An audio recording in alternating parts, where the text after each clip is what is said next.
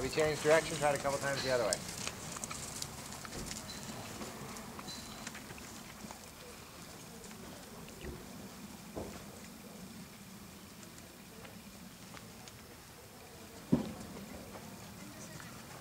When he raised his head there to look out, I don't mind that because his balance actually came up nicely.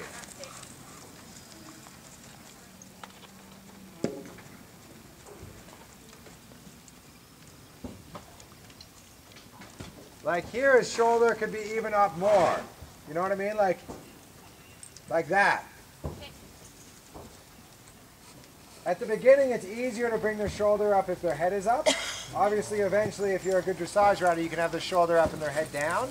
But if you're a jumper rider, you don't need to have their head down, so why bother? You know, get their shoulder up, get their head up all at the same time.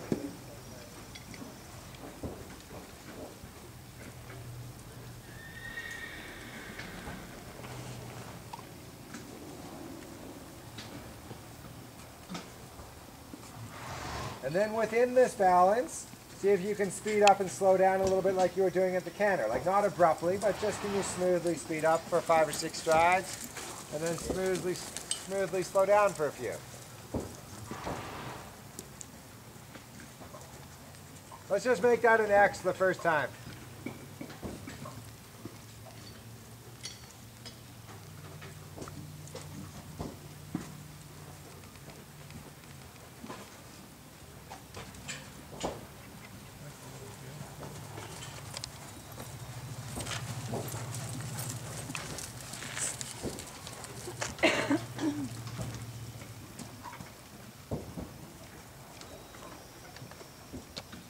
Okay, Lindsay, why don't you see if you can walk and lengthen the reins as you walk? Use your voice, let your weight go into your heel, relax your leg, give him a little pat. Okay.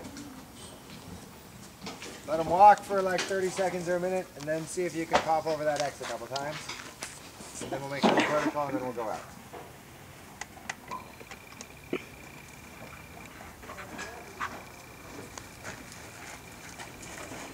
And ideally, if you've got a horse that's a little anxious and like has a hard time sometimes walking or sometimes halting, if after doing the exercise now you can walk until he like lowers his head and gives kind of a sigh, or walk until he licks and chews and not put your leg on and even let him halt if he wants to halt, then you're going to start to get your horse thinking slower, and then that'll start to pay off. It shows when you need that to happen. Like with a young horse sometimes, like even though I've asked them to canter, if they have a tendency to think too fast, and they offer me a trot or a walk or a halt, I'll take it. Like a lot of people who ask the horse to canter, they expect their horse to keep cantering. And I expect the same thing with a horse that's like 8 or 9 years old with no anxiety problems. Yeah. But I've got a horse that's young or green or has some anxiety problems and they can't think slow. If I've asked the horse to trot and they offer me like that they're going to walk or they're going to keep walking, like by all means, like I will take that.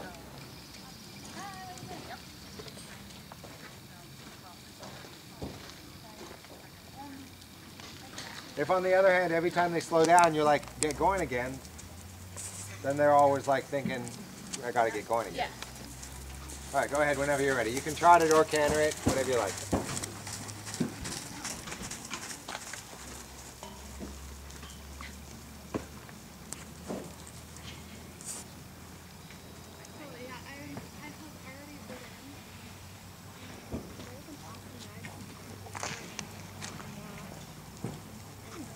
Trot it once more, and whichever lead you land on, just keep going on that lead and then come around and canter it. If you land on the right lead, go right. Land on the left lead, go left.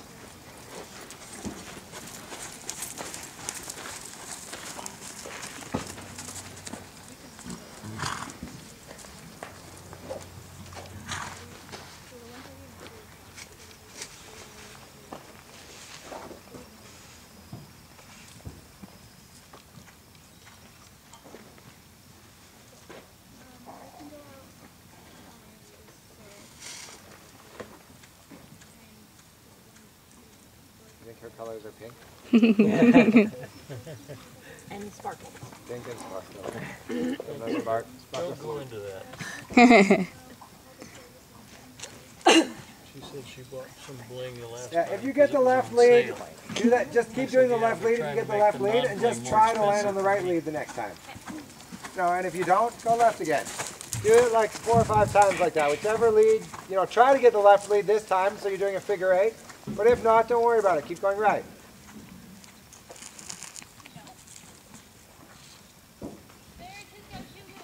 Okay, so in that instance, what I would do is if I'm riding around like this, and he starts to do that, I would immediately come back into the saddle, lengthen my reins, and hold my direction.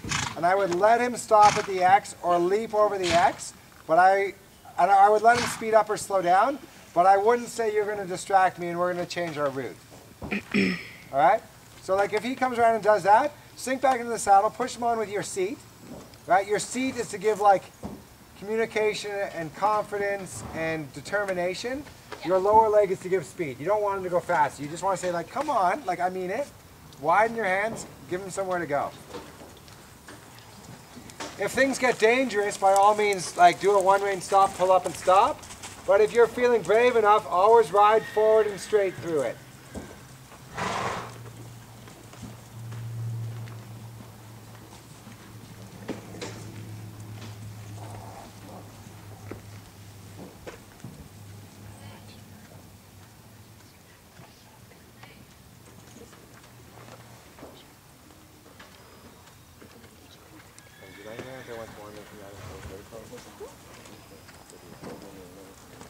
Put the horse down one hole, cups down one hole.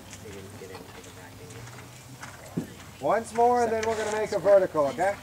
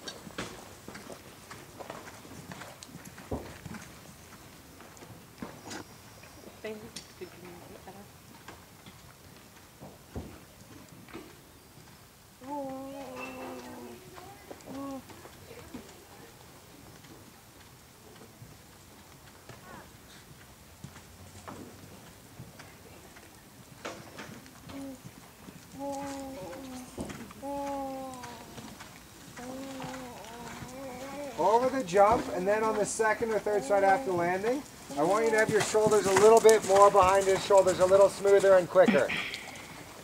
If you're too far over his neck, you encourage him to be on the forehand too much. Hold your line, hold your line. Longer rein, hold your line, turn right. There you go. Good girl. Good girl.